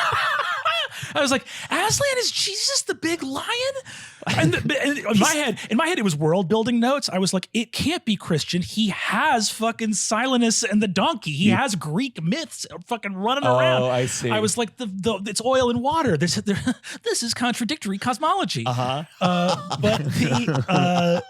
But I remember the craziest part of it is whatever evangelism C.S. Lewis hoped his work would achieve, one of the passages he wrote in The Silver Chair was something that made me feel more affirmed as a non-believer than anything, like backfired, right? Did the opposite. I read it and I went, that's exactly it, which is the whole, for anyone who's interested, is the speech that Puddleglum gives where they're in this world where they've been convinced that Aslan's not real. And Puddleglum, by the way, for the downside, an extremely heroic pessimist, a deeply cynical, depressed character who's a good guy and does the right thing all the time. He just never thinks it's going to work. And he has this whole speech where he goes like, fine, Aslan's not real and there is no Narnia, but I'm going to live my life as like a Narnian I can, and I will follow Aslan even if there is no Aslan to lead me. Yeah. And that to And you me- didn't realize this was about Christianity? No, because it's an affirmation that the shit doesn't need to be true. Doesn't need to be true to be a good moral person.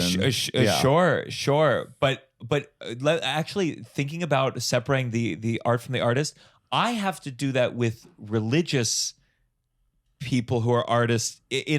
I would honestly say I understand people are full of shit and do awful things. But like with C.S. Lewis, for example, it sometimes can be tough for me because if I'm reading his theological stuff, and I'm acting like I haven't read 2 C.S. Lewis books, but if I read that, I go like, well, how could I trust fucking anything you say? The thing that you're saying right now about a man should do this and a woman should do that, to me, I go, well, nothing. That's a poison tree, fruit from poison tree. But then there's other parts of C.S. Lewis where I go, that's brilliant, and I must be able to take from that. And what do you do with like the thousands of years of human history? Where, like, for example, like I'm a fucking stone cold atheist. And if stone cold atheist. Mm-hmm. And if you, just because, listen, we're all actually agnostics. So it doesn't mean anything to say that. We're all actually agnostics, but that's not fun. Mix it up. Have a take. Have a fucking take. No, there's different levels of agnosticism. Yeah, there is. I would say that I'm an agnostic, and I think I'm a fideist. Okay. And number one. What's that? I believe in God because it feels good to do so. And you could go, so you're lying, and I go, and I don't even know if I am, but I sometimes flirt with the idea. When I heard it as a kid, it made me very mad because I was like, so you don't believe in God? I was like, no, I do, because it makes me feel good. And I was like, that's not. As an agnostic, I lean into a belief that consciousness is a unique phenomenon that cannot, that like it's the same way, I didn't come up with this, that a dog can't explain algebra. We can't capture how consciousness works. And somehow in there, I have buried a little kernel of faith, even less so than in, God. Certainly, I think human beings are monsters. We put animals through indescribable torture. If there's a hell, we certainly would be going there. But a belief that consciousness is somehow an element, the fear, it abates my fear of a cold, meaningless universe. Some idea that consciousness is an inherent property of existence. And to me, that's enough for me to go like, I'm not really an atheist. So that's a really light sauce, and I can get with that. Panpsychism, I'm sure you. We are back to back on either side of this fence. You know what I mean? Like I'm as close to you on the atheist side of the fence. I think, like we're basically touching in terms of that. Because for me, the only thing I would take umbrage with in what you said is the idea that atheism prescribes a belief in a cold and uncaring universe. It doesn't. I'm caring right now. You're caring right now. That's the care in the universe. And if you want the care to come from an external force, that's fine. But I don't share that desire. See, but my cynical take is I go, what you call care is merely a bundling of evolutionary needs that fulfill us in any given moment. And actually your definition of care is false. Yeah. Like it's beautiful in your conception of it, but in reality, a sandwich is just a bundling of various cold cuts, but it's delicious. Let's go into our next segment. This has got to stop. This has got to stop. This has got to stop. I'll go first. Just a quick one. This has got to stop. Folks, my wonderful downside listeners, I appreciate the message. We should have The Rock on. Yeah, sure. I got a message today. I think it was like, you should have John Mulaney on. Yes. We should. We will. We should. You're writing the wrong person. If you want someone on this show, you start a harassment campaign to their manager, their agents, their PR people, every social media account, tagging me, tagging the downside. It is up to you. Believe you me, Gianmarco has DM'd them. I've DM'd them all. And you can only DM'd send them one all. DM. And if they don't write back, I can't send any more. Yeah. So you want anyone? Listen, if it's someone reasonable, then yeah, maybe. Yeah. But if it's someone a little bigger, you do it. You do it. I'm busy making the podcast. You do it, Russell. Yeah. This has got to stop. People who thank me after they ask me about my dogs, I tell them about my dogs, and then they ask if they got them from a shelter, and I'm like, yes. And then they're like, oh, that's so great. Thank you for doing that. Listen, I know that that is great. I just think that there's a false thing. Like, I don't feel like a hero. Like, I don't feel, it's not really entering my thought thing. It's free. It's cheap that way. I get them that way. They don't spend $2,000, $3,000 for like, that's kind of where I'm coming from. And they're free dogs. They need a place to live, and they're cute, and that's what I'm doing. But I think sometimes, because it is a good thing. Obviously, yes, we need to rescue animals from shelters. But I think that there's people. But you didn't do it for good reasons. I did it for fine reasons. Like, of course, I'll always get my dogs that way because there's so many. They're free. You made the right choice in the trolley problem, but you were just leaning on the lever. Yeah, but I think that the danger is probably some people then are like, yeah, I am doing something really good, and they feel like I just want to feel like that's the bare minimum of what you could be doing. Like it's not a real thing. It's so, but it happens a lot. People will thank you. Like anytime they ask about the dogs and you tell them, they're like, that's so great. And like actually, like tons of times there are people that would never do that. Sure. But they feel like maybe by saying that they're communicating that like. I probably do that with like vegans where I'm like, that's I really know. good. Yes. Yeah. We talk about that. I think all the if I time. was a vegan, I would feel superior. I think you deserve to feel superior if you're a vegan, to be honest. True. Yeah. I think Ellen DeGeneres, she's a vegan, and I think we should have given her a little more room because and we'll have her on this podcast. Think about to how talk many about it. animals would have said thank you to her. That's true. She treats How many she treats her dance staff parties? like How many cattle, dance but she parties? treats cattle better than most. Was she always a vegan? Let me text her. We should have her on the downside. Hey, open invite to Ellen DeGeneres to come on the downside. Oh, I'd love it. But I couldn't. I couldn't be honest about that last special. Yeah. Enough. Yeah. Enough. Do you think this is going to stop? This has got to stop. Having $1 billion or more dollars. Got to stop. We so agree with you. Don't and speak you for mentioned, me. Sure. I'm just When that Patreon, we'll see what we get by the end of the year. You mentioned this before you recorded. Yeah. And when you said it, I said, I talk so much shit about Elon Musk, for example. So let me instead try to be devil's advocate. Sure. And you really are the devil's advocate. Yeah, you're really 100%. owning the for first part of that Okay. one. I made this money in the world as it is. Change the tax system. Like I made this money. Yeah, that's the idea, man. Yeah, that we're gonna. Okay, well then do it. I'll be here. Yeah. Great. We see eye to eye. I have no need to persuade you, man. There you go. But that's the problem. Is everyone wants to like have them. I sometimes think it's like we let them in. The idea that we all have the billionaires to the conversation of should we have billionaires or not is the mistake. And it means that we're totally captured, right? Because if you can't talk simply about what the problem is, then you're never going to inspire people to get behind you. So this idea that we're like, listen, we are the party of the working class and billion. No. But is it can't work possible? that way. Clearly, America, we've evolved to a place where you would think, I would love to live in a world where if you had $1 billion, people spit at you when you walk down the street because they said, give more. You're hoarding. But we're not there as a society. Clearly, so many people admire it. They like it. Yeah. How do we shift? How do we shift? Because they're not even, it was interesting in China, Red Note, one of the things that they have that you don't have in any American social media app was it said like, don't brag if you have more money than the average person. Like that was part of, a different system. And I'm like, people don't even in America, there's not even the politeness of hiding wealth. No, you are supposed to feel like shit if you're not Instagramming from the resort. So what do you do? How do we turn how do we make billionaires?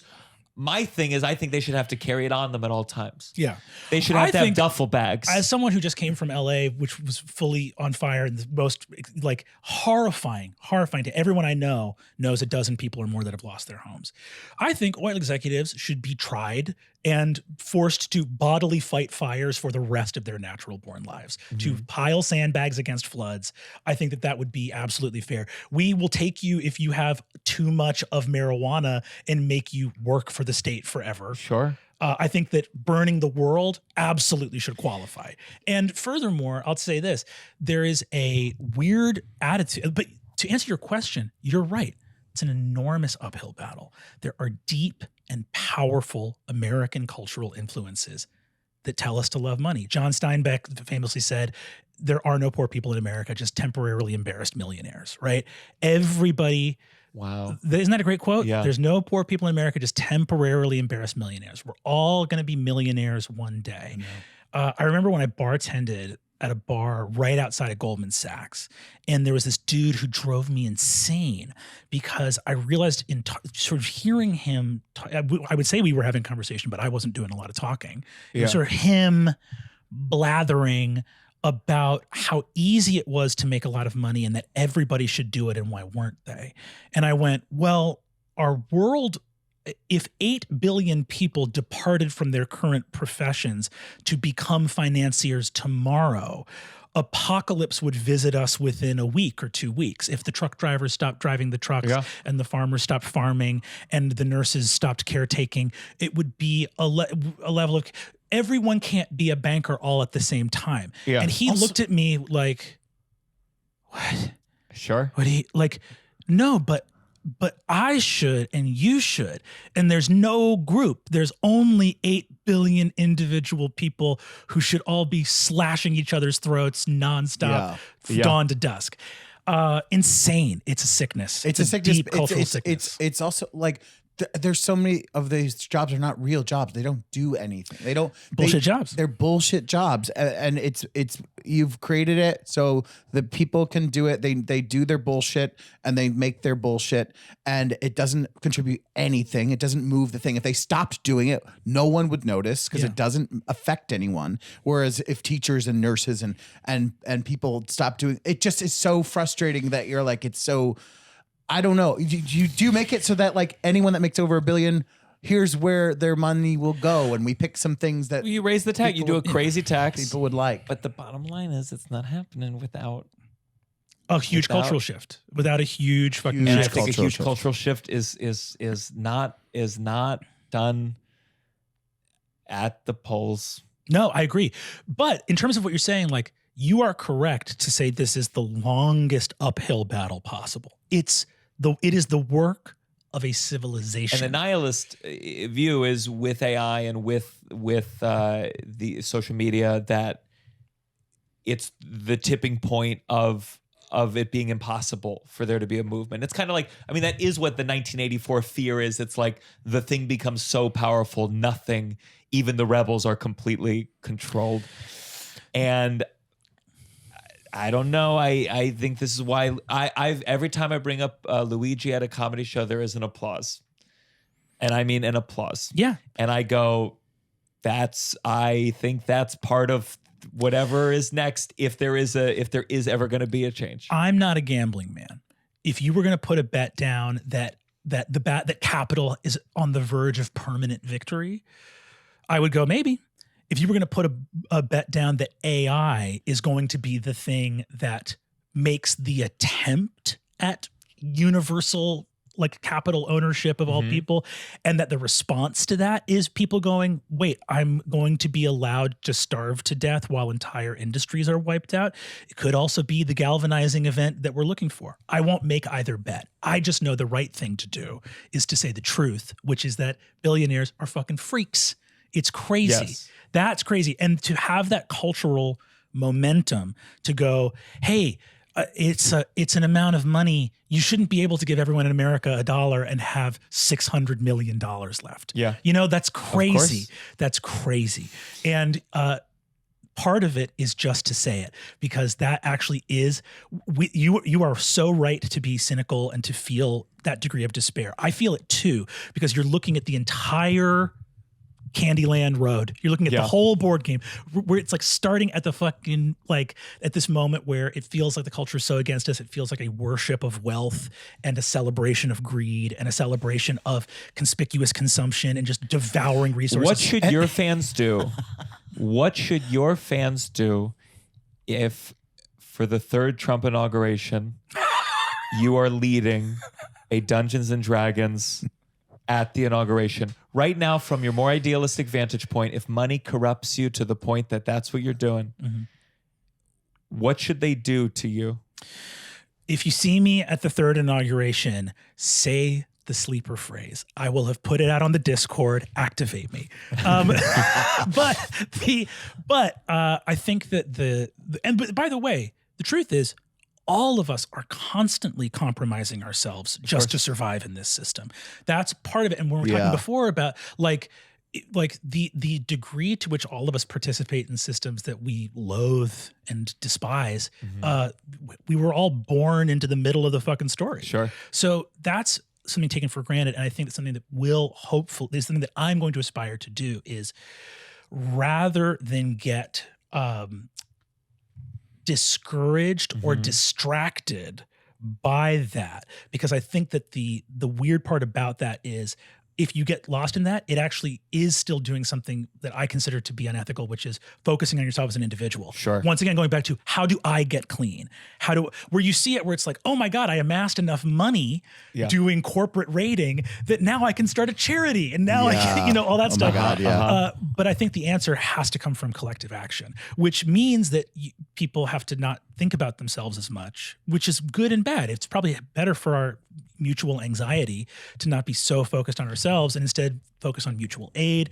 We're doing a coat drive this Friday at Madison Square Garden, new and gently used coats. It's cold as shit out in New York right now. New York Cares, which has like a 100% of effectiveness rating on charitynavigator.org. They're an incredible group.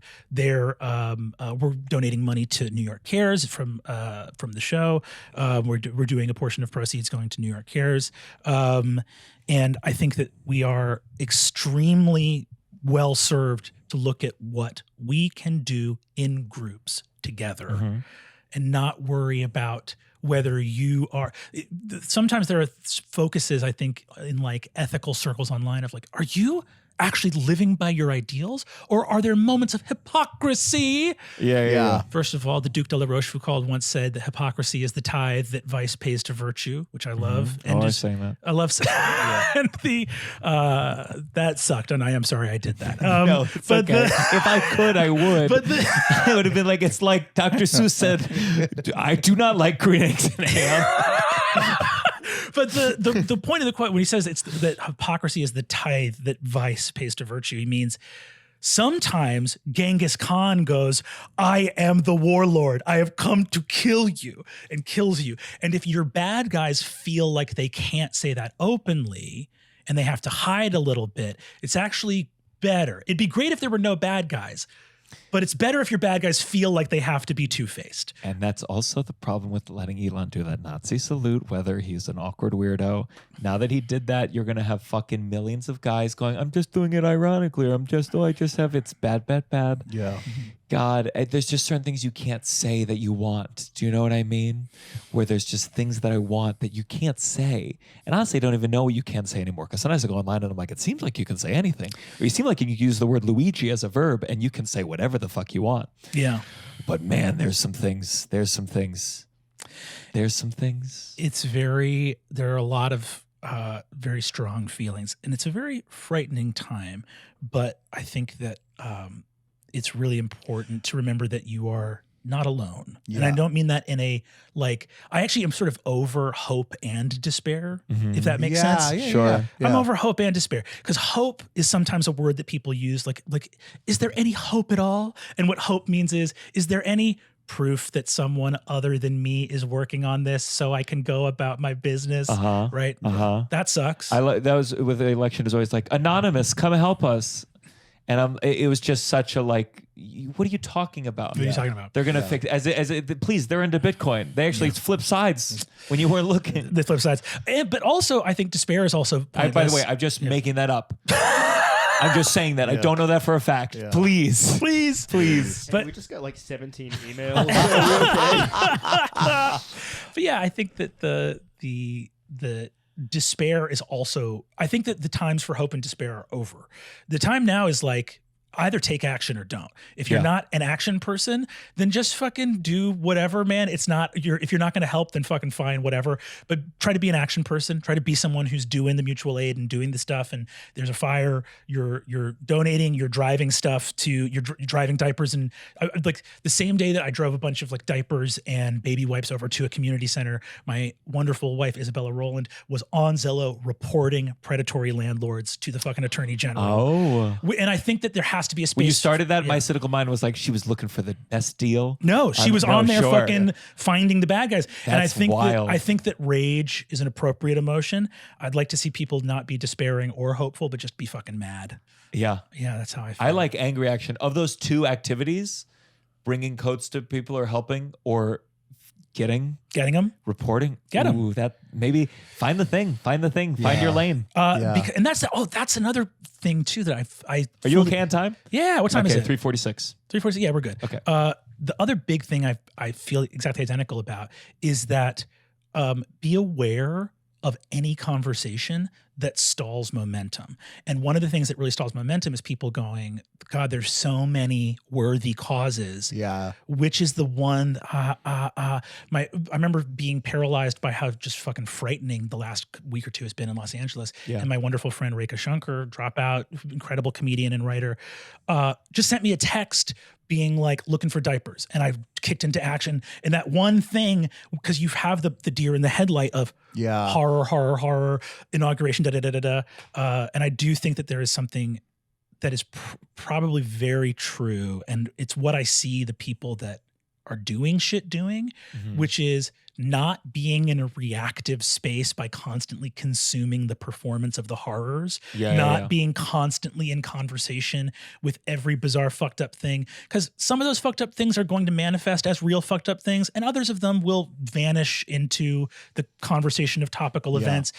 Is just get busy making the better world right now. The actual world we want to see, that's being built right now, today. It's being built. Yeah. And anytime anyone engages in a conversation where they're like, why are you doing that when this is happening? It's that person is not coming from a place of doing anything. It's just a way to be like to cut it's a distraction. We need to be helping homeless people while we're addressing climate change, while we're addressing wealth inequality. And the cool thing is the people that really don't begrudge your choice are the people that have dedicated their lives to one of them. Right. Like those people are like, no man, I'm doing my thing. Yeah. I hope other people are doing other things. Like, we can't. Yeah. So I think that just getting involved is really, and it's in a weird way of me being like a positive person on a show about negativity. I think that for me, we're touching each other on opposite sides of that fence. He's not really negative. He just likes to that fence is action. It's like, let's like not worry about I remember this is a bizarre tangent. I remember being in a conversation about like someone having this interview, being in an interview where someone's like, and what about the next 5 years of something? And the question hit me, and I've been asked it many times, the next 5 years of D&D or actual play. And I had this moment being like, I never want to answer another question in my life about what I think is going to happen. Yeah. Yeah. Not only do I never know and I'm never right, I don't care, because the people who decide what's going to happen next are not the people guessing. Yeah. Yeah. Uh-huh. Yeah. Let's go to our final segment. You better count your blessings. Speaking of collective action, patreon.com/downside. Join for 2 bonus episodes every month. Do you want to start with the blessing? Elon Musk. No. Oh my God, that guy. It feels like a prank on everyone. I honestly have to. It feels like a prank in terms of. I'm so sorry. I don't want to be too topical. But it feels like it feels like performance art where you're like, how goofy and like truly unlikable can someone be, and that still people will and be still like, host SNL. Wow. Really wow. wild. Anyways, no, I agree. I sometimes have to, like Tova sometimes she gets tired because I think once a day I go, Elon Musk did this, and it's like I hate it so much it's become like a yeah. But he's bear hugging us because he can't stop thinking about us, the world. It's crazy to have so much and have it not be enough, and constantly broadcast to the world. That's the worst part. If they were enjoying it, if they were enjoying all the crimes that they're perpetrating, that would be one thing. That's the thing is like because they're incapable of enjoyment of fun and of friendships and things. They're missing all that, and that hole is never going to be filled. Him being on Trump's cabinet, it's never going to be filled, my man. It's never going to be filled. Just fucking join the Patreon. We'll make a new tier, $1 billion. $1 billion tier will fill the hole. And you'll be able to be a member till you die, and you'll still be rich. Yeah. 95% of people on the world pursue and want meaning, connection, purpose, and love. 5% of the world lusts for power and control. And it's just a bummer because people get what they look for. So it's like that 5% of people who want power, they get it. It's the same thing with AI, by the way. I think AI is one of those things where people are going to go, I can make my own movie now. And you're going to make it, and it's not going to mean fucking anything. It's going to be you plugged in Jim from The Office doing The Godfather.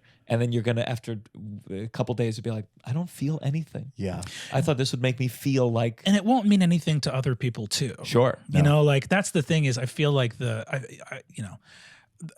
may be hopelessly optimistic or naive, but I do think the AI thing is one of those things where it's like, this already people think it sucks. I think the thing I saw that when I was feeling the most despairing about AI, and I saw something that made me feel a little bit better or more hopeful, was someone had a poster for their tour. It was a big musician poster for their tour, and all the top comments were like, "You must be broke as hell if you're doing an AI. Like this shit looks cheap, man. Like why couldn't you get an artist to do it?" Which we'll see what happens. But my real blessing is, if I've done it before, I'm sorry. It's very cold in New York City, and I've got a great fucking bathtub with jets, and it's deep and big for a big boy, and it gets so hot, and it is in this kind of weather. Oh, once a day, I'm getting in there, and I'm heating things up, and just really nice. I'm thankful for it. I want to come over. Yeah, it'll fit. You fit. You can stretch my legs out. That's all. I think I said it was going to fit both of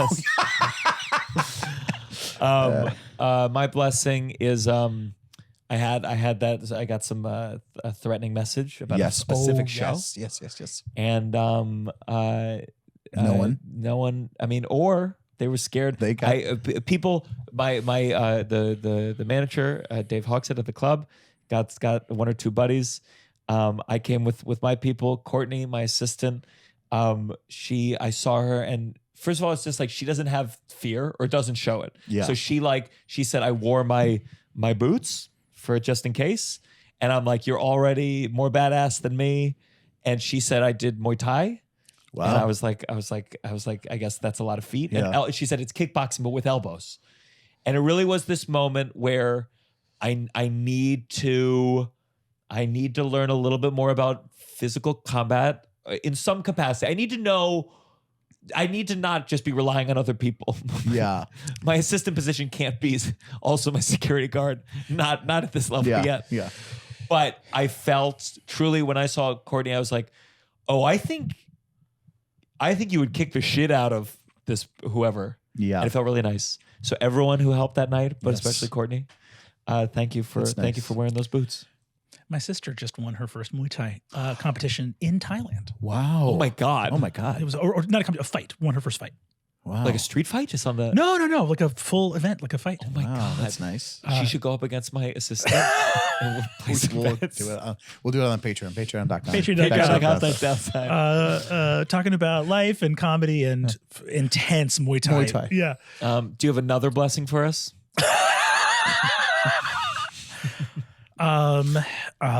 Blessings. I think that this is a very small one. But I woke up in New York today, and I love Los Angeles with all my heart, and I love the city, especially watching everyone come together post fires. But I'm from New York, and I've missed the city all the time. And I woke up this morning and watched several small human interactions, and I just miss it, and I love it, and I'm so grateful for it. Los Angeles is an incredible city, but it's very curated. It's your house, your car, your work, back to your car, back to your house. Maybe you go out. Do you go out to the movie theater? Do you go out to your favorite local restaurant where you see the people that go to your favorite local restaurant? The population density of the wonderful city of New York means that today, just literally in the 10 minutes to go get a breakfast sandwich and come back, I saw a server at my hotel attempt to bond with her coworkers and absolutely bomb, fail. A funny anecdote, really whiffed, and it was brutal to watch. And I walked out onto the street and I saw someone shouting up to the fourth story window of someone that they were maybe no longer in a relationship with. And then I got to the deli on the corner, got to the little bodega on the corner, and there was a dude who, I swear to God, I opened the door and he's like, "I've been living here since the 60s, and let me tell you, it ain't the same, baby." And I went, that's like the animatronic New York City ride. Aggressive humanity. You're forced to in this city to witness humanity in the full spectrum of it. In very like it's always shocking how the spectrum you can have in a day or in an hour. I like your book because it is like a choose your own adventure versus like like a book where you're like, oh my God, J.R.R. Tolkien's describing the forest for 10 pages. Well, I guess I'm here. Yes, I'm and here. I guess I'll notice something about that I wouldn't see before. It is so good for the soul to be here. And it's like, it is so, it benefits the human spirit. And I know this is woo woo or whatever, but it is good for you to be forcibly ejected from the story you are constantly telling yourself about your own life. Yeah. Where you go like, man, I got things to do today and I'm feeling a certain way. And I hope that I, Jesus, what's that guy doing? And all of a sudden you leave your own internal stenography of your own life and witness the fact that you are very much not the main character. You may not be the main character of the fucking 10 by 10 square area that you are in, right? Like you may be shoulder to shoulder with someone who you're like, today is really about them. And I love that you've done it twice now. Your definition of something being woo-woo is just like kind of a poetic explanation of the human experience, because most people, when they go, this is a little bit woo-woo, you're about to hear some of the most annoying, crazy bullshit you've ever heard in your entire life. I'm trying to move the Overton window. I want just a I poetic. like that. Both times, I swear, if you could see my brain, I go, okay, put on a happy face. And both is like, and you're like, oh, this might be a little woo-woo, but people matter. Empathy. It feels like the moment we're living in, doesn't it feel like you're like, I think human dignity's good. Sorry for being so outraged. You know, like it really does feel that way. Well, wonderful. Thank you for being here. Thank you for letting me do your show tonight. First time at the Beacon. Hell yeah. It's awesome. Gianmarco's going to come and do monologues at Bigger. So Not exciting. any advice about monologue. I've done it before, but like, is there anything you've noticed in terms of like, other than you go for its specifics? I'll give you real shit, and this is good because you have comedy fans who watch this show, and I won't do the bullshit thing about like, you're gonna do great, where you're like, come on, man, I'm asking a fucking question. The reality is this. Monologues are awesome. I'm a huge fan of your work and your stand-up, and just seeing that you already have the ability to put a story together, beginning, middle, and end, like that's great. But the funny thing I would say is we've had some great storytellers as monologists who actually don't do the function of what that is in the show for as well, because they are too focused.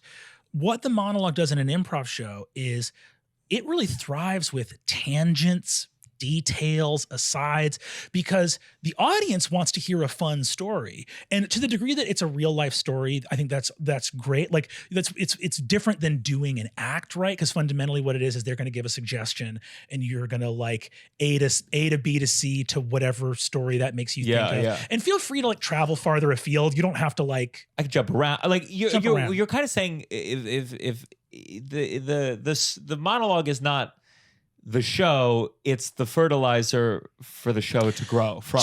To the audience, it is part of the show. To the performers on the back line, like to the audience, they love to hear a human grounding story, especially from funny people who are going to know how to extemporaneously be like, here's what was funny about this. Oh, this was a crazy part of that.